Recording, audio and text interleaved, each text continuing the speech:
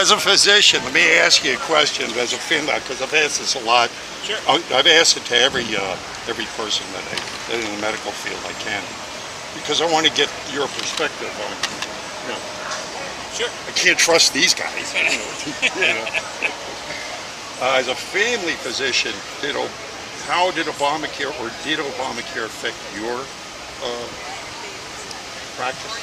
So,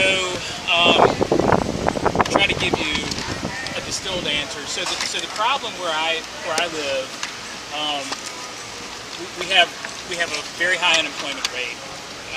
There are a lot of folks who, prior to the Affordable Care Act, they were uninsured. But what the Affordable Care Act didn't deliver for the people that I take care of is affordable primary care. The deductibles were very high. The premiums were very expensive. It didn't really affect their ability to access primary care much at all. Fortunately, the hospital system I work for is a nonprofit system, so they have I think especially in this day and time, they have a pretty robust charity care program for people who fall below a certain income level. So those people were able to access primary care. I think there were a handful of patients of mine that they probably were saved from disaster because they wound up with some devastating illnesses that were unpredictable. And so, that I guess, as far as the Affordable Care Act goes, that was the one benefit, is if you were in a major car wreck or you got cancer or something horrible like that, if you rolled the dice and gambled on the plan, gambled on the insurance, then certainly you didn't go bankrupt like you might have 5 years ago, 6 years ago. But yeah, it's not. It's still this ridiculous blend of government and business, and that's what's not ever going to work about it, in my opinion. So, just my 2 cents. Well, no, that's good. Well, the key I think you brought up there, and thank you for what you said, because it seems to me that Obamacare was going to have obviously some success stories, otherwise it never would have gotten to where anything. And it's the worst of the worst are the ones that probably benefited the most out of this. Of course. Yeah. But weren't they all getting care before this anyway? It's a good question. So the thing that I think was going on that needed a solution that hasn't changed with the Affordable Care Act for the health system I work for anyway, is we were propping up the uninsured and the poor with our charity program. That didn't change because people who can't afford to pay for health care out of pocket, they also can't afford a $10,000 deductible. They're still in the same position they were in. In other words, $10,000 might as well be $1 million to those people. It certainly was not the fix for what the Obama administration hyped it up to be. Indeed, it wasn't.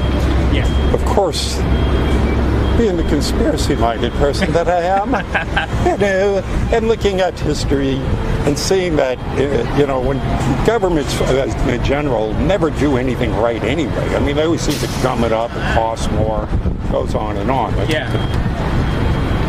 So when you look at how countries, democracies or freedom countries like ours have been taken over in the past, it seems to be the same MO. Government takes over the banking system, government takes over the healthcare system, food distribution, it just change. So these things are in play. There was a time, if I'm not mistaken, you've been practicing long enough, you know better than I do, that there was pro bono. A third of everything of all the doctor's practice once went into pro bono. Is that correct? And that got eviscerated somewhere? Well, it did, and that actually predates my practice. My biased perspective on that is where things really started to go the wrong way was when the government began giving employers incentives to provide insurance through employment for tax breaks. That's sort of when the government first got into meddling with the healthcare system. That was back in the 60s, early 70s. Mm-hmm. And what that did, in my opinion, once again, I'm biased, what that did was that's what started the trajectory of you did not have this point of service experience where the patient would go and see, okay, this service costs $10.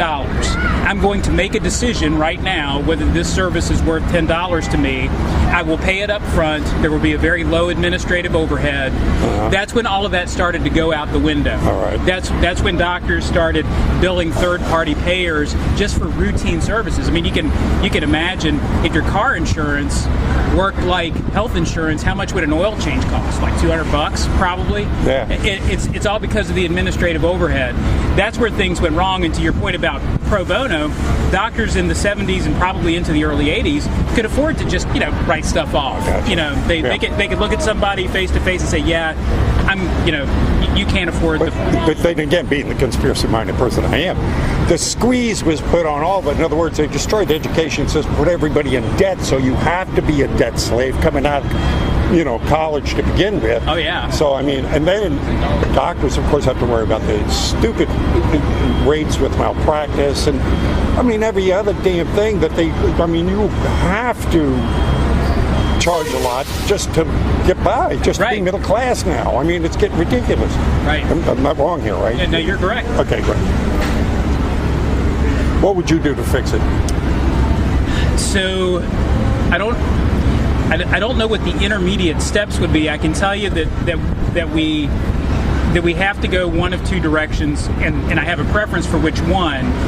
But I feel like the system we have right now is the worst of two worlds. Yeah. It's the insensitivity that a profit motive can bring, and it's the inefficiency that a government model can bring. It's both combined together.